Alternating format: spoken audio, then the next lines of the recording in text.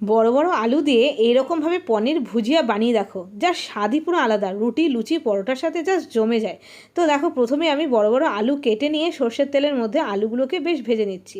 আলুগুলোকে বড় বড় করে দিয়েছি যাতে খেতে বেশ ভালো লাগে।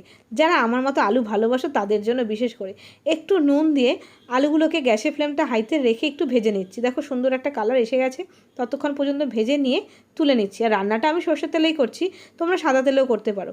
তো আলুগুলোকে তুলে নিয়েছি। দেখো আলু ভাজার পরে এই তেলের মধ্যেই আমি ফোড়নে দিচ্ছি গোটা জিরে আর তেজপাতা। গোটা জিরে তেজপাতাটা যখন সুন্দর একটা গন্ধ আসছে, জিরে ভাজার একটা সুন্দর গন্ধ আসছে, তখন না আমি দিয়ে দিয়েছি একটু আদা বাটা। আদাটাকে আমি গ্রেট করে নিয়েছিলাম, দিয়ে নাড়াচাড়া করে নিলাম। আদার কাঁচা গন্ধটা চলে গেল। তারপরে অল্প একটু জল দিয়ে আমি শুকনো মশলা দেবো, সেই জন্য একটু জল দিলাম, নাহলে শুকনো মশলা তো পুড়ে যায়। তো সেই জন্য অল্প করে জল দিয়েছি, দিয়ে দিলাম হলুদ, লঙ্কার গুঁড়ো, জিরের গুঁড়ো, ধনের গুঁড়ো।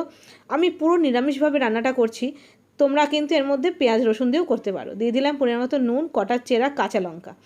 এইবার ভালো করে নাড়াচাড়া করছি, ভালো করে তেল ছাড়ার জন্য অপেক্ষা করছি। তার মাঝখানে দিয়ে দিলাম অল্প করে একটু মিষ্টি।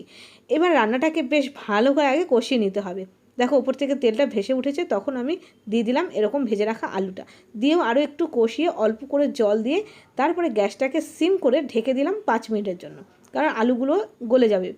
এইবার দেখো 5 মিনিট পর তোমাদের খুলে দেখাচ্ছি, আলুগুলো না সুন্দরভাবে গলে গেছে। আর তখন আমি কি করেছি, একটা পনির নিয়ে, পনিরের কিউব নিয়ে গ্রেটার দিয়ে পনিরটাকে এভাবে গ্রেট করে নিচ্ছি, ঠিক যেরকমভাবে ভুজিয়া বানানো হয় সেরকমভাবে। পনিরটাকে গ্রেট করে নেওয়ার পরে গ্যাসের ফ্লেমটা এখন হাইতেই আছে, ভালো করে নাড়াচাড়া করে নিচ্ছি। আর আমি একেবারে শুকা শুকা রেখেছি, তোমরা যদি একটু ঝোল পছন্দ করো তাহলে একটু ঝোল রেখো আর কি। আমি শুকনোই রেখেছি, যেহেতু আমরা রুটি দিয়ে খাবো। নামানোর আগে দিয়ে দিলাম একটু গরম মশলা, তারপরে গ্যাসটাকে বন্ধ করে রেস্টে রেখে দিয়েছিলাম।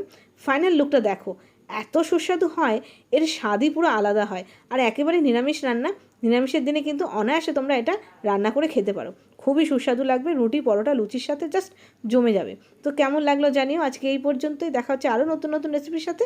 Bye bye.